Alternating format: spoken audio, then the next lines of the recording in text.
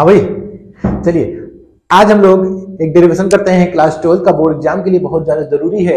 Electric field की value निकालना सीखेंगे। किसी एक कंडक्टिंग स्फीयर के इनसाइड इलेक्ट्रिक फील्ड क्या होगी, सरफेस पे क्या होगी, और आउटसाइड किसी एक पॉइंट पे इलेक्ट्रिक फील्ड की वैल्यू क्या होगी। लेकिन सरफेस कैसा होना चाहिए, कंडक्टिंग स्फीयर होना चाहिए। ठीक है, स्फीयर कैसा होना चाहिए, कंडक्टिंग स्फीयर होना चाहिए, जो कि कंडक्ट करे किसको, चार्ज को। ठीक है, हमने एक स्फीयर को ले लिया जो कि कंडक्टिंग सॉलिड स्फीयर है और इस पे कुछ चार्जेस हैं, मान लेते हैं हम क्यू, चार्जेस है इस पे क्यू।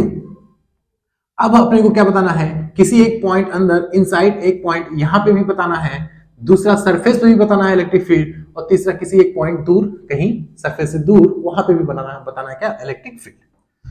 अब हम ये मान ले सेंटर हो गया स्फीयर का, तो यहां पे एक इमेजरी लाइन ड्रॉ कर लें और ये छोटा सा एक यहां पे स्फीयर मान लें, और यहां पे इलेक्ट्रिक फील्ड अगर फाइंड करना अपने को, तो इसका रेडियस मान लें स्मॉल आर, और जो स्फीयर है उसका रेडियस है कैपिटल आर। अच्छा, सॉलिड कंडक्टिंग स्फीयर है ये, सॉलिड कंडक्टिंग स्फीयर है, इसका मतलब कि इसके अंदर इलेक्ट्रिक फ्लक्स डेंसिटी क्या होने वाली है, same. Electric flux density solid sphere में क्या रहेगी, सेम रहेगी। ठीक है, तो अब हम इलेक्ट्रिक फ्लक्स डेंसिटी की बात करें तो अंदर इनसाइड भी जितनी होगी उतनी ही पूरा का पूरा आउट सरफेस पे भी होगा। तो electric flux density, electric flux density inside equal to the electric flux density किसके बराबर होगा, आउटसाइड के बराबर होगा। तो इलेक्ट्रिक फ्लक्स डेंसिटी का जो फार्मूला होता है वो होता है Q upon volume of the sphere is equal to Q upon volume of the sphere. अंदर हम चार्जेस मान लेते हैं Q डैश, तो यहां पे क्या लिखेंगे, Q डैश।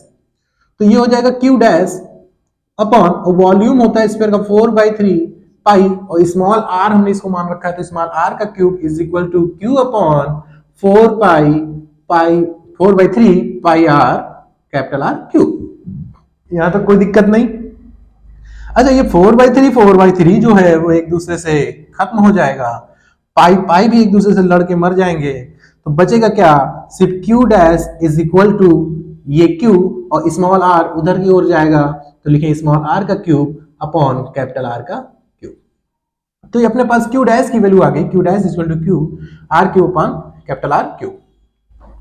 अब आगे की ओर अगर बात करें तो जो इलेक्ट्रिक फ्लक्स होता है वो होता है phi is equal to EA, EDA cos theta होता है ना, तो हम EA ले लें, कोई प्रॉब्लम नहीं है।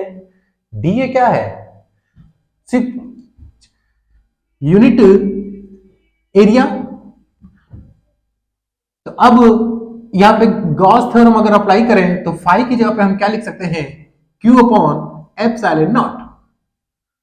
इनसाइड निकालना है तो हम इसको Q डैश के फॉर्म में लिख दें, कोई दिक्कत नहीं, और E इंटू ए तो रहेगा ही रहेगा।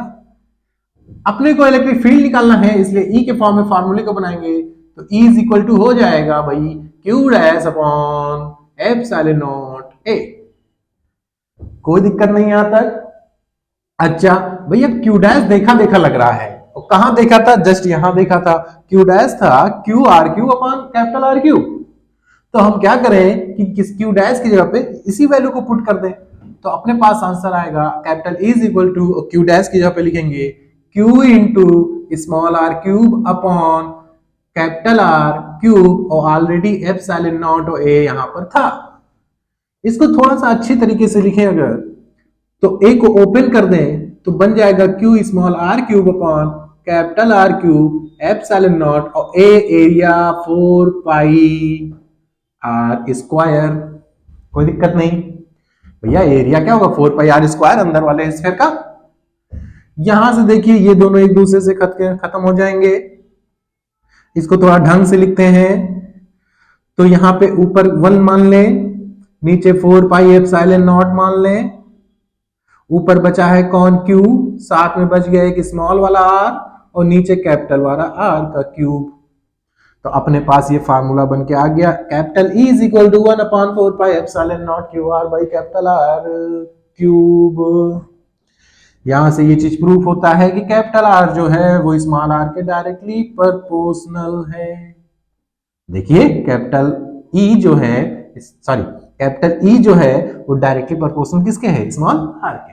इसका मतलब ये साफ होता है कि जैसे जैसे स्मॉल आर की वैल्यू बढ़ेगी, मतलब हम सरफेस की ओर जाएंगे तभी ना बढ़ेगी, और जब बढ़ेगी, जब बढ़ेगी तो इलेक्ट्रिक फील्ड भी बढ़ेगी। इसका मतलब सेंटर से सरफेस की ओर जाने पे इलेक्ट्रिक फील्ड बढ़ती है। थ्योरेटिकल क्वेश्चन पूछेगा, यहां से हम इसको क्या करेंगे, फटाक से निपटा देंगे कि सेंटर से सरफेस की ओर जाने पे इलेक्ट्रिक फील्ड की वैल्यू लगातार बढ़ती है, क्योंकि इसमें आर की वैल्यू बढ़ती है।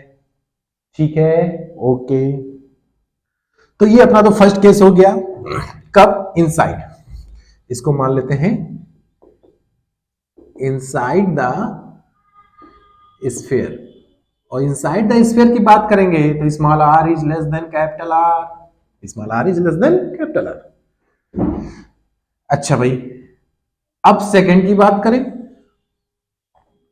सरफेस पे आ जाए, एट सरफेस। ये बताओ जब हम उछल के सरफेस पे आ जाएंगे तो ये स्मॉल आर जो है वो बराबर हो जाएगा किसके, कैपिटल आर के। इसका मतलब स्मॉल आर बराबर किसके हो गया, कैपिटल आर के। यही फार्मूला को फिर से यहां पे लिख दें, capital is equal to 1/4 pi epsilon naught Q small R upon capital R Q. Small R की जगह पे क्या लिख दें, कैपिटल आर लिख दें। तो capital is equal to 1/4 pi epsilon naught होगा कि नहीं होगा, बताओ भाई। क्यू और आर की जगह पे क्या लिख दें, capital R upon R Q. देखो खत्म हुआ फिर से, capital is equal to 1/4 pi epsilon naught Q upon R, और एक एक खत्म हो गया तो 2 बच गया है, तो capital is equal to 1/4 pi epsilon naught Q by R square capital का। आई बात समझ में कि नहीं आई? ठीक है, तो इसका मतलब सरफेस पे स्मॉल आर बराबर हो गया कैपिटल आर के। यहाँ पे इलेक्ट्रिक फील्ड क्या हो गई, मैक्सिमम हो गई, इलेक्ट्रिक फील्ड की वैल्यू मैक्सिमम हो गई। चलिए भैया, तीसरा पॉइंट, कहीं दूर पे बात करते हैं। जब दूर की बात करते हैं तो ये डिस्टेंस हम कितना मान लें, लो ऐसे बना लेते हैं थोड़ा सा, स्मॉल आर पॉइंट, ये दूरी कितना ले लें हम, स्मॉल आर, जबकि स्फीयर का कैपिटल आर। और हम फिर से वही लॉजिक अप्लाई कर दें, कौन सा वाला, ये वाला। तो क्या लिखेंगे, Q upon epsilon naught is equal to E into A, Q upon epsilon naught is equal to E into A. E के फॉर्म में बनाए तो हो जाएगा Q upon epsilon naught A, Q को Q रहने दो, एप्सिलॉन नॉट को एप्सिलॉन नॉट लिखो, ए की जगह पे 4 पाई और स्मॉल आर स्क्वायर। फिर से ढंग से लिखते हैं, 1/4 पाई एप्सिलॉन नॉट, ऊपर क्यू और नीचे आर स्क्वायर, कैपिटल ई की वैल्यू आ गई। ध्यान दो ध्यान दो, capital E is inversely proportional to the small R का स्क्वायर। मतलब अब इनवर्स हो गया, जब अब दूर जाओगे तो लगातार इलेक्ट्रिक फील्ड की वैल्यू घटेगी। किस रेट से, आर स्क्वायर के रेट से, क्योंकि इनवर्स है।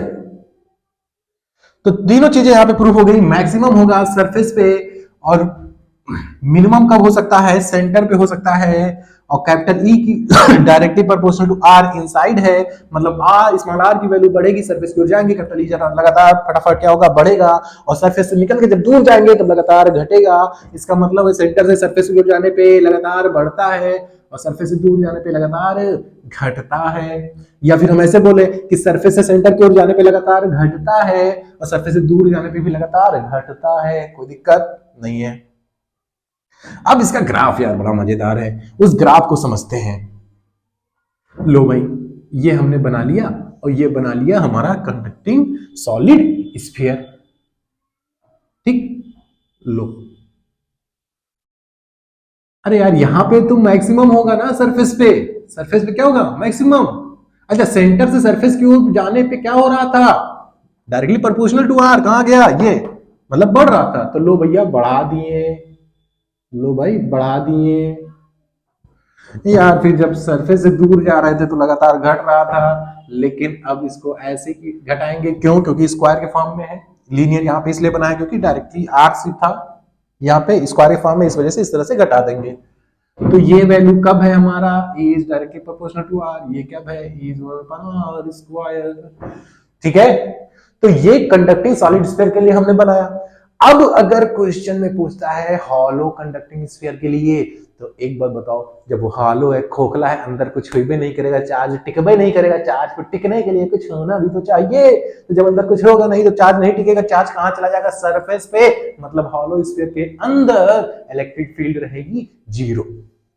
हॉलो स्फीयर में, हॉलो कंडक्टिंग स्फीयर में इनसाइड इलेक्ट्रिक फील्ड रहेगी जीरो, सरफेस पे होगी मैक्सिमम, और दूर जाएंगे तो फिर से क्या होगी, घटेगी। इसका मतलब समझ रहे हो, इसका मतलब ये हो गया कि हम सेम यही फार्मूला यूज करेंगे किसमें, हॉलो स्फीयर में भी, लेकिन इनसाइड जीरो, इनसाइड जीरो रहेगा इलेक्ट्रिक फील्ड की वैल्यू। अगर हॉलो स्फीयर के लिए भी अगर हम ग्राफ बनाएं, अगर हॉलो स्फीयर के लिए भी हम ग्राफ बनाएं, तो इनसाइड क्या रहने वाला, ना घटेगा ना बढ़ेगा, क्या रहेगा, जीरो। तो यहाँ पे कुछ भी नहीं रहेगा, और यहाँ पे क्या रहेगा भाई, यहाँ पे रहेगा मैक्सिमम, और बाहर जाने पे लगातार घटेगा, बाहर जाने पे लगातार घटेगा। A is inversely proportional to the R square.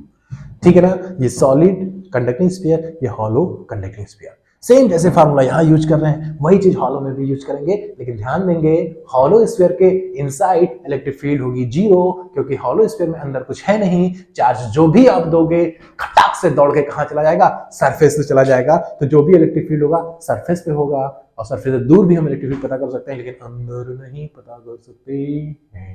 ठीक है, क्लियर है बात, गुड। छापिए।